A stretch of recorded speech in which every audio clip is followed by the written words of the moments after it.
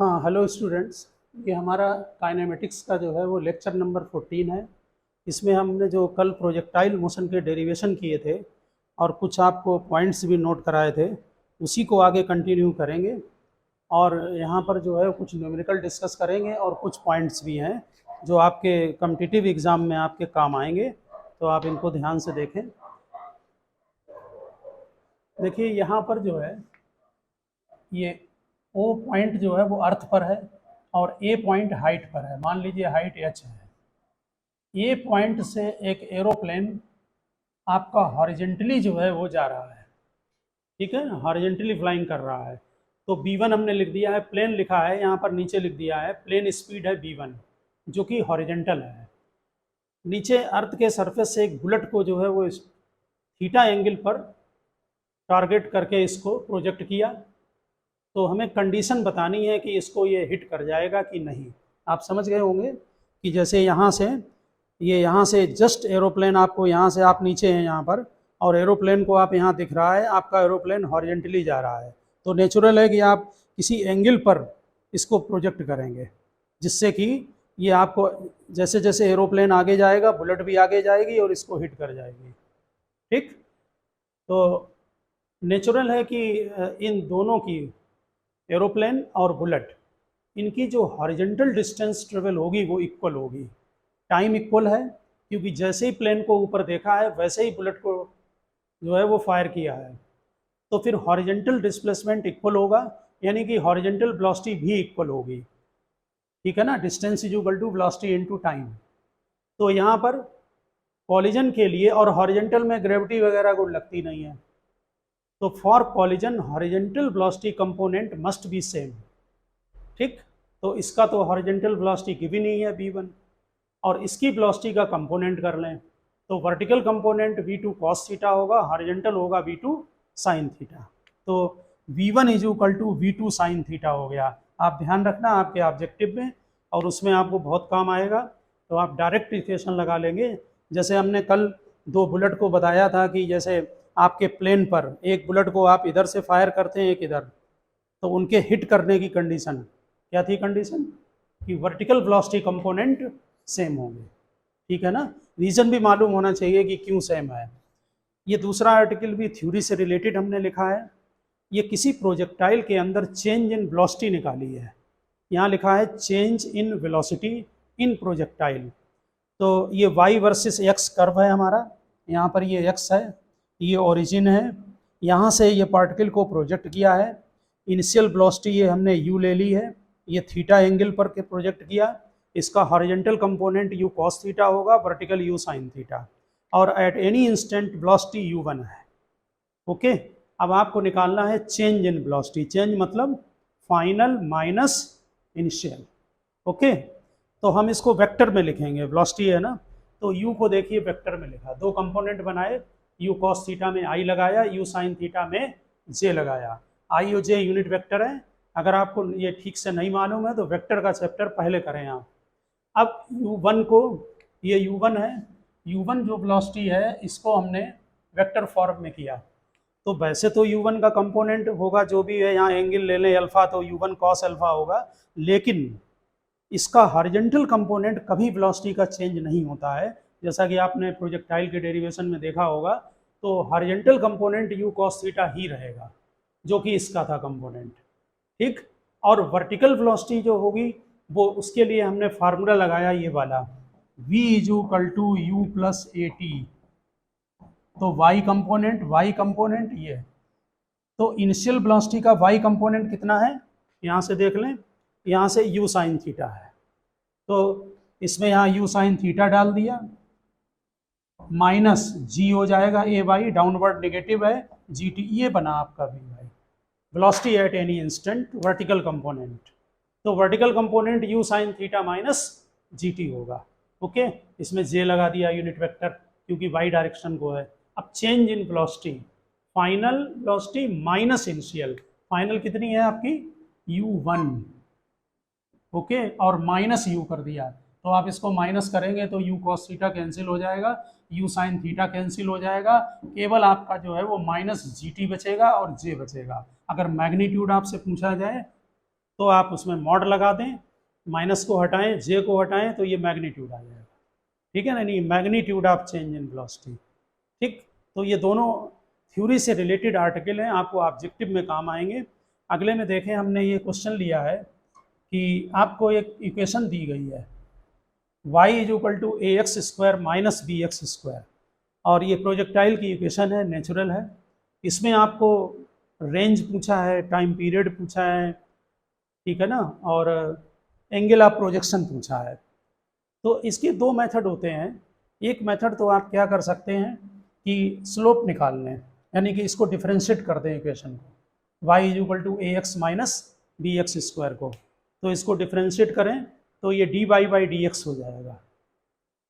Highest point पर आपको पता होगा कि स्लोप 0 होता है, ठीक है ना, और ओरिजिन पर मालूम है कि x कोऑर्डिनेट 0 होगा। ओरिजिन पर तो x और y दोनों ही कोऑर्डिनेट 0 हैं। चलो इसको हमने, और D Y by D X क्या होता है, टेन थीटा होता है। ये हमने थ्योरी से रिलेटेड पॉइंट लिख दिया है, ये टेन थीटा होगा जो x एक्सिस से एंगल बनाएगा। तो हमने इसको डिफरेंशिएट कर दिया d Y by D x. Y है a x minus B x square, इसको डिफरेंशिएट किया d Y by D x, तो x का डिफरेंशिएशन 1 हो गया और x स्क्वायर का 2x हो गया, पावर नीचे और एक पावर कम, ठीक है ना।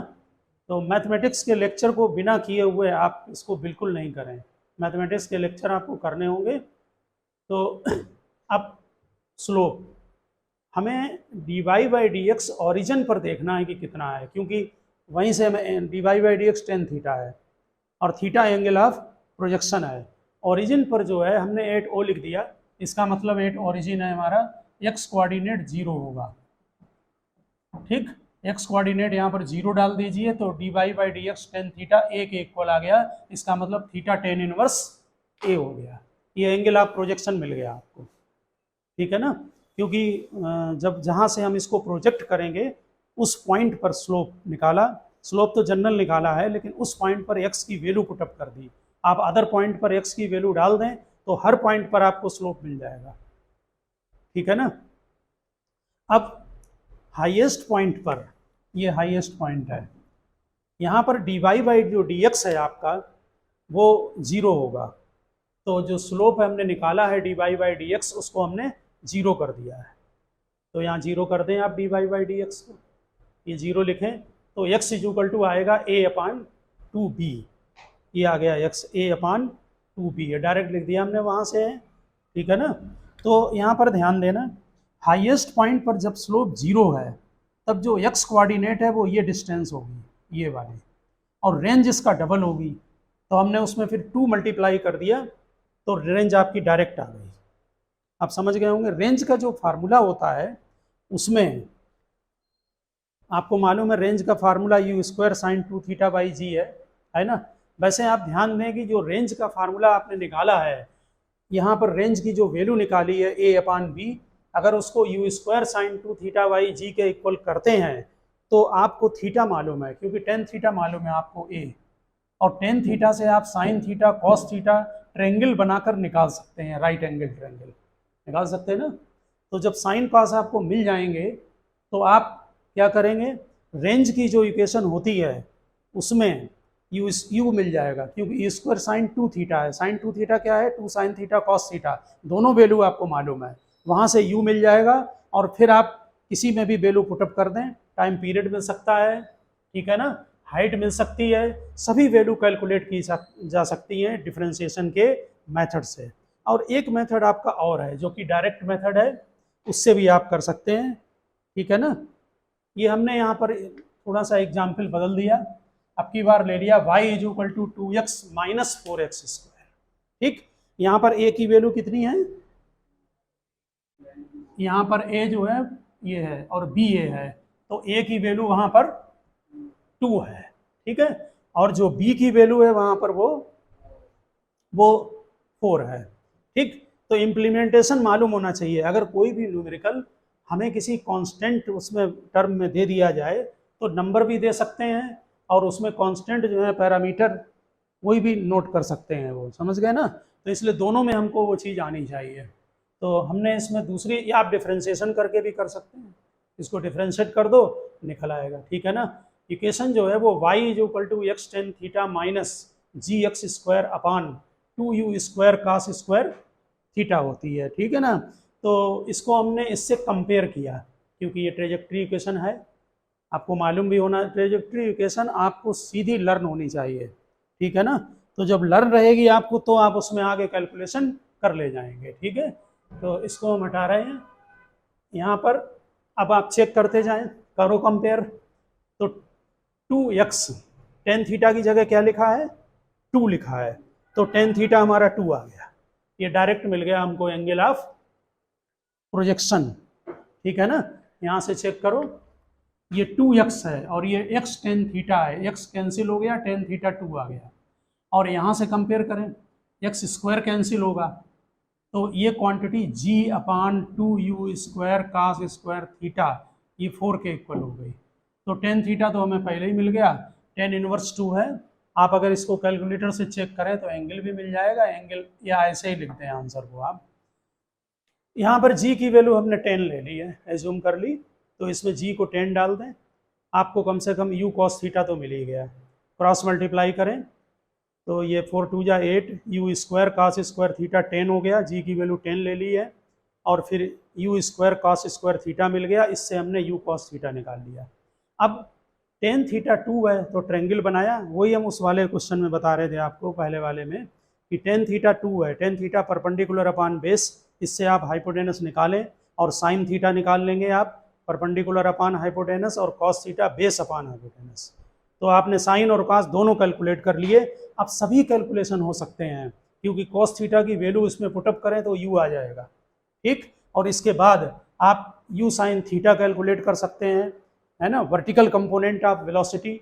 और टाइम पीरियड का फार्मूला क्या है, t is equal to 2u sine theta by g. तो u साइन थीटा पुटअप कर दें, टाइम पीरियड आ जाएगा, रेंज आ जाएगी, सभी कैलकुलेशन पॉसिबल हैं। इसका मतलब है कि ट्रेजेक्ट्री इक्वेशन आपको लर्न है तो डिफ्रेंसिएशन आपको नहीं करना पड़ेगा। वैसे आप डिफ्रेंसिएशन सीख लें, जो 5th और 4th लेक्चर है मैथ के उनमें है डिफ्रेंसिएशन, और अगर कोई डाउट हो तो हमें बताएं उसमें जो है। तो आप इसको नोट कर लेना क्वेश्चन को, हम नेक्स्ट आगे इसको प्रोसीड करते हैं। आप नेक्स्ट क्वेश्चन लिखें, लिखिए ए projectile is given, A projectile is given an initial velocity, A projectile is given, बहुत अच्छा क्वेश्चन है ये। ए projectile is given an initial velocity of i plus 2j। एक प्रोजेक्टाइल की जो है वो इनिशियल वेलोसिटी दी हुई है i प्लस 2j, ठीक। इनिशियल वेलोसिटी देना और वेलोसिटी एट एनी टाइम देना, ये दोनों में डिफरेंस है क्वेश्चन में, इसलिए इसको डीपली ध्यान रखें। इनिशियल वेलोसिटी का मतलब है आपको u cos थीटा और u sin थीटा गिवन है, समझ गए ना। तो लिखिए find the Cartesian equation of its path, find the Cartesian equation of its path.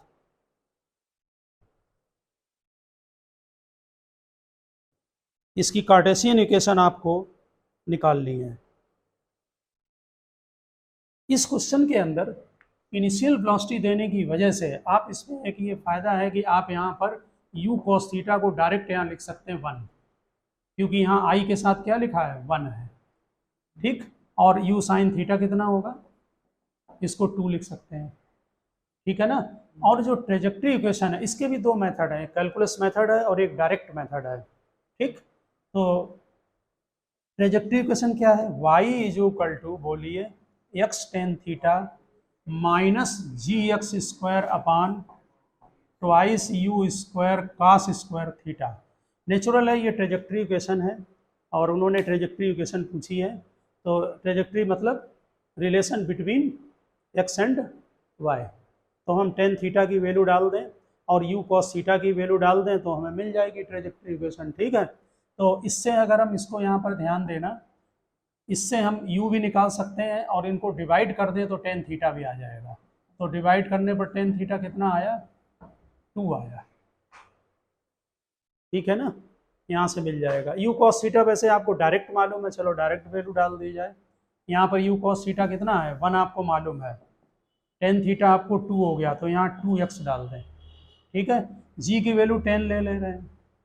ठीक, एक्स स्क्वायर कितना हो जाएगा, एक्स स्क्वायर तो सॉरी डालना है हमें, ट्रेजेक्ट्री इक्वेशन चाहिए, और ये इक्वेशन सही है आपकी, 2u square cos square theta. तो यहाँ u कॉस थीटा कितना है, 1 है, तो यहाँ सीधे 1 डालेंगे तो 1 का स्क्वायर तो यही रहेगा, तो y 1 ही रहेगा, मतलब तो 2x माइनस 5x स्क्वायर ये बन गई रहेगी। इनिशियल वेलोसिटी अगर आपको गिवन है तो थोड़ा आसान है निकालना, ठीक है ना। हम इसका एक दूसरा मेथड आपको बता रहे हैं, कैलकुलस मेथड, और इसमें कंफ्यूजन होता है पेपरों में, तो वो आप इसको जरा ठीक से समझ लेना।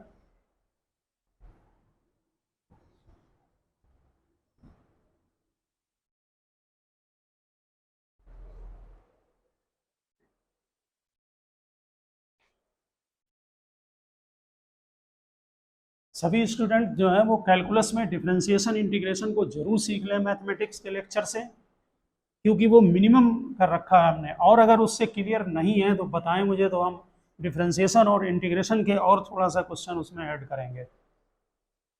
तो यहाँ पर कैलकुलस मेथड को आप ध्यान देने की कोशिश करें।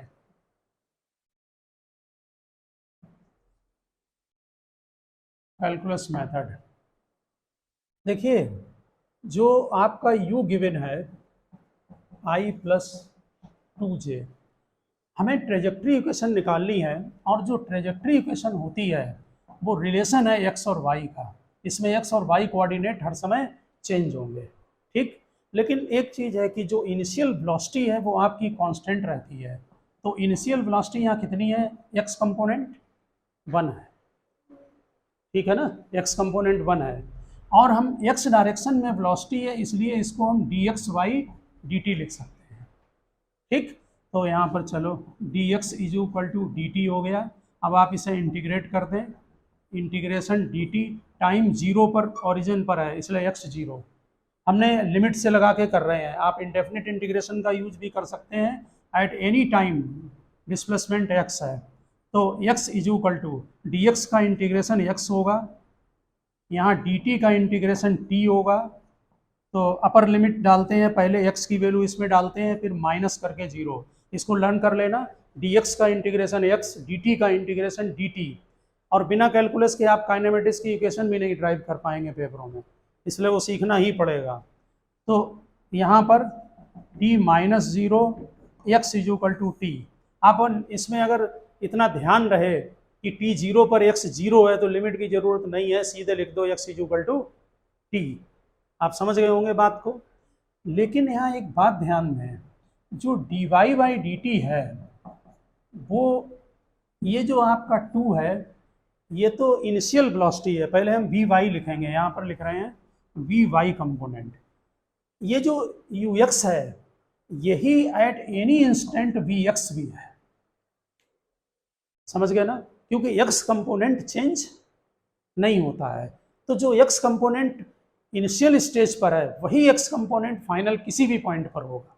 लेकिन क्योंकि हम ट्रेजेक्ट्री इक्वेशन निकाल रहे हैं, हम यहाँ इनिशियल वेलोसिटी को dy बाई dt नहीं लिखेंगे, हम जनरल इक्वेशन हमको चाहिए है, समझ गए ना। तो जनरल इक्वेशन में by लिखने के लिए हमें uy माइनस gt लगाना पड़ेगा, uy कितना है, ये 2 है, क्योंकि ये इनिशियल वेलोसिटी है, 2 माइनस gt, और vy की जगह लिखेंगे dy बाई dt।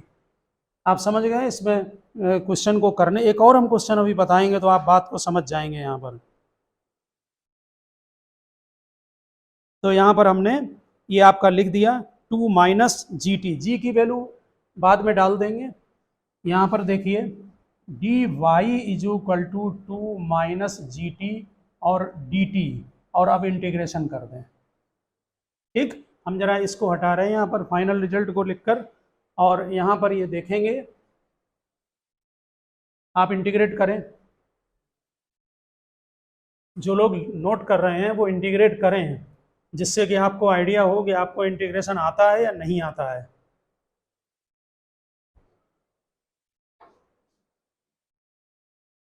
क्योंकि इंटीग्रेशन बाद में इसको मैच करें कि आपने सही निकाला है कि नहीं निकाला है, इसलिए इंटीग्रेट करें आप इसको। देखिए अब हम इसमें t जीरो पर y कोऑर्डिनेट जीरो है, eight any time t y coordinate y है, तो upper limit minus lower limit हम यहाँ नहीं लगा रहे हैं। वैसे अगर प्रॉपर वे में चलेंगे तो जीरो और y आपको लिखना चाहिए, टू लिख दे रहे हैं हम, D T zero to T, इसका मीनिंग हमने अलग अलग कर दिया, minus G integration T D T. आपको लग रहा होगा कि इंटीग्रेशन मेथड तो बहुत लेंदी है, ठीक है ना, लेकिन कहीं कहीं पर ज़रूरत पड़ती है, ठीक है ना। आपको ट्रेजेक्ट्री बनाने के लिए इसको आना चाहिए, तो ज़रा इंटीग्रेट कर दें, ये y हो जाएगा, upper limit minus lower limit यही आएगा, ये डी टी टू टी हो जाएगा, g की वैल्यू 10 डाल दे रहे हैं हम यहाँ पर, ठीक। अभी रुक जाएं जरा, g की ऐसे लिखा रहने दो, t की वैल्यू डालो, t को इंटीग्रेट करो, क्या होगा, टी स्क्वायर बाई टू। ध्यान रखना एक पावर को इंक्रीज कर देते हैं, यहाँ पावर 1 है तो उसकी जगह 2 लिख दो और 2 से डिवाइड कर दो। अब g की वैल्यू 10 डाल दें तो y is equal to 2t minus 5t square. ये मालूम है, ये y कोऑर्डिनेट का टाइम के साथ रिलेशन आ गया। अब इसमें क्या करें, x is equal to T निकाल चुके हैं, तो एक इक्वेशन नंबर 1 ये है और ये इक्वेशन नंबर 2 है, इससे t को एलिमिनेट करें तो ट्रेजेक्ट्री आ जाएगी, ठीक है ना। t को यहाँ से हटा दें। ट्रेजेक्ट्री इक्वेशन का मीनिंग है कि relation between x and y, तो आपको एलिमिनेशन करना पड़ेगा। और ध्यान रखना जो एलिमिनेशन होते हैं, जैसे यहाँ पर तो t को एलिमिनेट कर दिया, बहुत आसान है, लोकस निकालते थे ऐसे ही। कभी कभी ये भी हो सकता है इक्वेशन में साइन और कॉस थीटा आ जाए, तो वो एलिमिनेशन बहुत आसान होते हैं, उसमें sine square theta plus cos square theta 1 कर दो, बहुत जल्दी एलिमिनेट हो जाते हैं, ठीक है। तो t की वैल्यू इसमें पुटअप कर दो तो क्या बनेगा, ये नीचे लिखा हुआ है, t की जगह x आ गया, t की जगह यहाँ x डालो, ये बन गई ट्रेजेक्ट्री इक्वेशन। तो आप समझ गए होंगे ये मेथड एक कैलकुलस मेथड है, और जो दूसरा मेथड है वो आपका डायरेक्ट मेथड है, जिसमें कि हमने उससे कंपेयर करके निकाला है। जो कंपेयर करके आप जब निकालते हैं तो ट्रेजेक्ट्री की जो इक्वेशन है उससे आप आसानी से कैलकुलेट कर सकते हैं, क्योंकि वहाँ पर u cos थीटा और जो वैल्यू दी गई है उसे आप कंपेयर कर लेते हैं। लेकिन अगर आपको वेलोसिटी एट एनी इंस्टेंट दी हुई हो, ये हटाएं, तो वेलोसिटी एट एनी इंस्टेंट के देने पर उसमें आप कैलकुलस मेथड का यूज़ करेंगे निकालने के लिए। ज़रा देखें इसको, जैसे नेक्स्ट क्वेश्चन लिखें, if velocity is given at any instant, और दोनों में डिफरेंस को आप थिंकिंग करें। If velocity is given at any instant, जो अभी हमने ये जो लेवल के क्वेश्चन हम करा रहे हैं, ये 11th के जो ठीक ठाक स्टडी कर रहे हैं और साथ में जिन्हें मेडिकल की प्रिपरेशन करनी है उनके लिए ये लेवल बहुत ज़रूरी है, उनको भी डिफरेंशिएशन और इंटीग्रेशन सीखना पड़ेगा ठीक से लेवल के लिए। तो क्या लिखा आपने, if velocity is given at any instant, देखिए ये वेलोसिटी दे रखी है a y b i plus, note कर लें, ए वाई जो है वो d x by D T, ये ए वाई एक्स है सॉरी, और बी जे है, ए वाई बी नहीं है, ए वाई एक्स है और बी जे है, ये दे रखी है वेलोसिटी, और ये एट एनी इंस्टेंट है, ये इनिशियल नहीं है।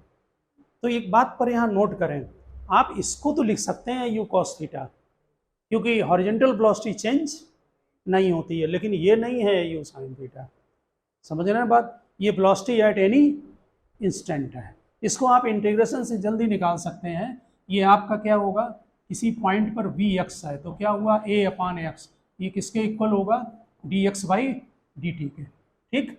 अब इसको क्रॉस मल्टीप्लाई करें, X D X is equal to A D T, और फिर इसे इंटीग्रेट कर दें, ए डी टी, ये इंटीग्रेट, ए कांस्टेंट था, हमने इसको इंटीग्रेशन साइन से बाहर कर दिया।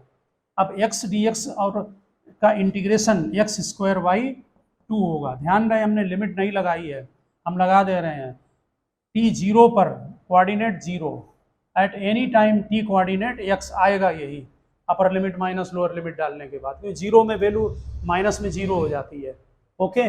और ए ये डी टी का टी हो गया, ठीक। तो ये एक आपकी इक्वेशन तैयार हो गई, X square is equal to 280, equation number 1, ठीक है ना। अब वाई कोऑर्डिनेट देखेंगे, इसका वाई कोऑर्डिनेट बी है, तो डी ये लिख रहे हैं v y is equal to b, इसका मतलब sorry d y y d t is equal to b, तो d Y is equal to b d t. अब इंटीग्रेट कर दीजिए बोथ साइड्स, बी कांस्टेंट है, इंटीग्रेशन साइन से बाहर, limit लगा दें 0 टी और वाई, तो यहाँ पर वाई आएगा, ये बी आएगा, ये टी आएगा, ये इक्वेशन नंबर 2। आ गई बात समझ में? तो अब टी का एलिमिनेशन कर दें, यानी टी को एलिमिनेट कर दें, टी की वैल्यू जो है वो निकाल कर दूसरे पे पुटअप कर दें।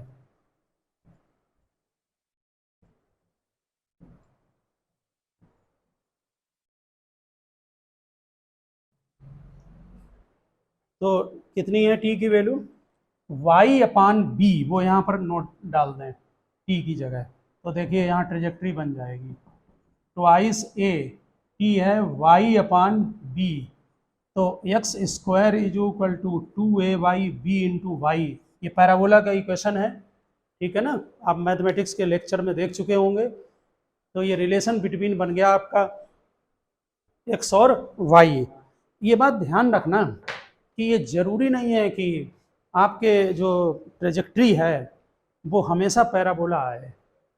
हाँ, आपके यहाँ पैराबोलिक पाथ है, आपने अर्थ से किसी बॉडी को प्रोजेक्ट किया है, लेकिन ये कैलकुलस मेथड के यूज करते समय ये ज़रूरी नहीं है, और पाथ भी आ सकते हैं, सर्कुलर आ सकता है, इलिप्टिकल पाथ आ सकता है, ठीक है ना? वो एलिमिनेशन के बाद आपको जो रिजल्ट आएगा तो उसमें आपको कन्फ्यूज़न नहीं होना चाहिए। आप जो रिजल्ट निकालें वो जो भी आ रहा हो उसको नोट करें। ओके, यहाँ पर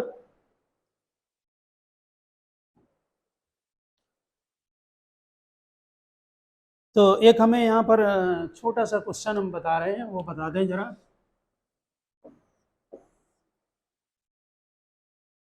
ये y है, ये कोऑर्डिनेट x है, इसमें एक पार्टिकल को u1 वेलोसिटी से प्रोजेक्ट कर दिया, u1 वेलोसिटी से 60 डिग्री पर, और एक पार्टिकल को यहाँ से सीधे u2 वेलोसिटी से प्रोजेक्ट कर दिया, ठीक है? तो इनका कॉलिजन एट दैट इंस्टेंट, उसी इंस्टेंट पर, ठीक है? तो पूछा है कि find the ratio of u1 upon u2 for collision, find the equation of u1 upon u2 for collision.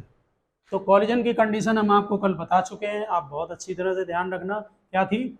Vertical component velocity के इक्वल होने चाहिए, ठीक है ना? तो इसका वर्टिकल कंपोनेंट कितना होगा? u1 साइन 60, और ये तो खुद ही वर्टिकल है, सीधे जा रहा है, ठीक है? तो बहुत सिंपल था, u1 upon u2 is equal to 1 upon sine 60, इसका मतलब √3/2, तो 2 अपान √3, ठीक है? अगर आपको u1 u2 में से कोई भी पैरामीटर अगर आपको मालूम होगा तो आप बहुत इजीली जो है वो कैलकुलेशन कर लेंगे, ठीक है ना? कंडीशन है कॉलिजन की। अब आप नेक्स्ट क्वेश्चन नोट करें, ये हटा दें, ये y is equal to b t है, यहाँ से t की वैल्यू वहाँ पुटअप कर दें तो एलिमिनेशन हो गया, ठीक है ना? क्वेश्चन थोड़ा प्रैक्टिस करनी पड़ेगी, ठीक है ना? और जब तक क्वेश्चन खुद नहीं लगाएंगे आप, या तो आप जैसे क्वेश्चन देख लें और उसको जो है वो बाद में खुद सॉल्व करें, तो तब तक वो क्वेश्चन नहीं लगते हैं। एक क्वेश्चन जरा नोट करें,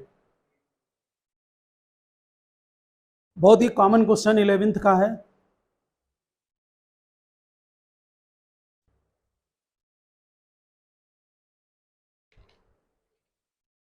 नोट करें। A plane flying horizontally, a plane flying horizontally with velocity 100 meter per second, a plane flying horizontally with velocity 100 meter per second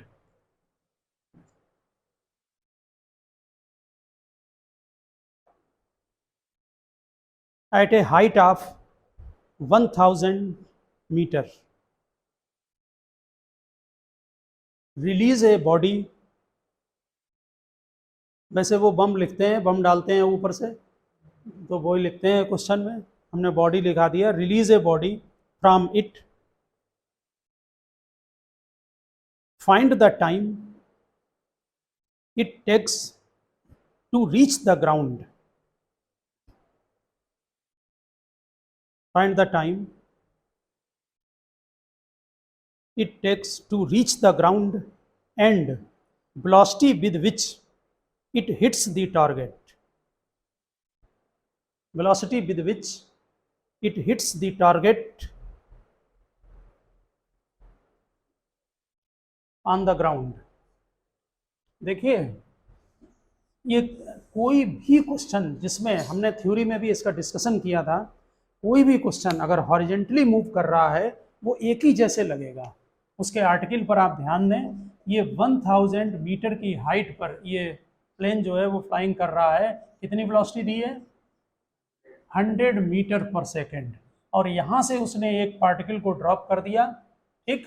तो वो जो पार्टिकल ड्रॉप किया गया है वो इसकी वेलोसिटी को गेन कर लेगा और वो बॉडी ऐसे यहाँ पर गिरेगी आकर। समझ गए होंगे बात को, कितने टाइम के बाद गिरेगी उसके लिए आपको वर्टिकल हाइट गिवन है, आप इसके आर्टिकल को देखें और वहाँ से इसको कंपेयर करें। हमने बताया था कि वाई डायरेक्शन में यहाँ अगर ये ए से स्टार्ट हुआ और बी पर स्ट्राइक करेगा तो हॉरिजेंटली ये मूव करेगा ओ बी, लेकिन वर्टिकली मूव करेगा ए टू ओ। ये वर्टिकल डिस्प्लेसमेंट है और ये हॉरिजेंटल है, ओके। तो जो वर्टिकल डिस्प्लेसमेंट है उसके लिए इक्वेशन लगाएं तो टाइम कैलकुलेट हो जाएगा, क्योंकि हमें वर्टिकल गिवन है, अभी हॉरिजेंटल गिवन नहीं है, ओके। तो हम क्या करेंगे, S = UT + हाफ AT²। हम इसी में आपको सारे पॉइंट डिस्कस कर देंगे क्वेश्चन में, जिससे कोई भी क्वेश्चन इससे रिलेटेड हो हॉरिजेंटल वाला वो आप कैलकुलेट कर सकें। तो y में लगाएं, कितना है y कंपोनेंट वेलोसिटी का, सॉरी डिस्प्लेसमेंट का 1000। यहाँ वर्टिकल कंपोनेंट कितना है वेलोसिटी का 0, क्योंकि ये हॉरिजेंटली जा रहा है। अगर नहीं भी लिखा है तो हॉरिजेंटल मान के चलना, जब तक वो ना लिखें कि इतने एंगल पर है, ओके। तो कितना है 0 प्लस डाउनवर्ड को पॉजिटिव, ये लेते नहीं लेकिन जनरल में आप डाउनवर्ड पॉजिटिव है, ठीक। हाफ जी को हमने 9.8 ले लिया और T², और हमने वहाँ फार्मूला भी लिखा रखा है √2h/g। तो ये 2000/9.8 T²। फिलहाल हमारे पास आंसर है तो हम डायरेक्ट लिख दे रहे हैं, आप लोग चेक कर लेना इसको। ये 14.28 सेकेंड आ रहा है, 14.28 सेकेंड। बहुत कॉमन क्वेश्चन है, ध्यान रखना। h = ½ GT² लगाएं और टाइम कैलकुलेट हो जाएगा, ठीक है ना। अब उसने पूछा है कि यहाँ पर ये किस वेलोसिटी से हिट करेगा, यहाँ पर भी पूछ सकते हैं और बीच में भी पूछ सकते हैं, ध्यान रखना, बात समझ गए ना, कहीं पर भी पूछें। तो देखिए इस पर जब हिट करेगा तो इसकी जो हॉरिजेंटल वेलोसिटी होगी वो यही रहेगी 100, ठीक। तो हॉरिजेंटल कंपोनेंट वेलोसिटी का हम x लिख दिया, vx, ये vx, ये आपका फिक्स रहेगा 100 मीटर पर सेकेंड, ठीक है ना। अब यहाँ पर ध्यान दें कि वर्टिकल कंपोनेंट निकालने के लिए आप चूंकि टाइम मालूम है, टाइम तो आपने वर्टिकल से निकाल लिया, वो ए से बी तक की टोटल जर्नी में जो वर्टिकल में आपने इक्वेशन लगाई है उससे टी आपने कैलकुलेट कर लिया, वही टी अब लगेगा यहाँ तक की जर्नी के लिए। तो वी वाई = क्या होगा, uy + ay/t, और uy 0 है, इनिशियल वेलोसिटी कंपोनेंट 0, ये कितना है 9.8, और टाइम आप ऑलरेडी कैलकुलेट कर चुके हैं 14.28। तो आपको वर्टिकल वेलोसिटी आपकी कैलकुलेट हो गई। ये वर्टिकल वेलोसिटी आपकी लगभग आ रही है, ये तो मेरे पास लगभग जो है, हाँ 140 के लगभग आ रही है, ठीक है ना। तो ये वेलोसिटी आपकी नियरली 140 आ रही है। कैलकुलेशन का वो नहीं, कॉन्सेप्ट का मेन है। अब आपको x कंपोनेंट मिल गया, y कंपोनेंट मिल गया, तो जब नेट वेलोसिटी आपसे पूछी जाए तो आप रूट लगाएं और vx² करें, क्योंकि दोनों वेलोसिटी 90 डिग्री पर हैं। एंगल भी पूछ सकते कभी कभी, तो रूट में इनका स्क्वायर कर दें, किसका स्क्वायर, 100 स्क्वायर और y कंपोनेंट 140 का होल स्क्वायर। ये वेलोसिटी आपकी नियरली जो है वो आ रही है 172.1 मीटर पर सेकंड। ये नेट वेलोसिटी आपकी कैलकुलेट हो गई, ठीक है ना। इसके अलावा ध्यान रखना, इस क्वेश्चन में तो 2 ही पॉइंट पूछे हैं, लेकिन अगर आपको ये r पूछ दिया जाए तो क्या करेंगे, बोलो। ये भी निकाल लें, जिससे कोई भी कैलकुलेशन आए हम सारे पॉइंट इसी में डिस्कस कर दे रहे हैं। r क्या है, r हॉरिजॉन्टल डिस्टेंस है, तो जब हॉरिजॉन्टल डिस्टेंस हो तो हॉरिजॉन्टल वेलोसिटी ही लगाएं, ठीक है ना। हॉरिजॉन्टल वेलोसिटी इनटू टाइम, तो यानी ux इंटू टी।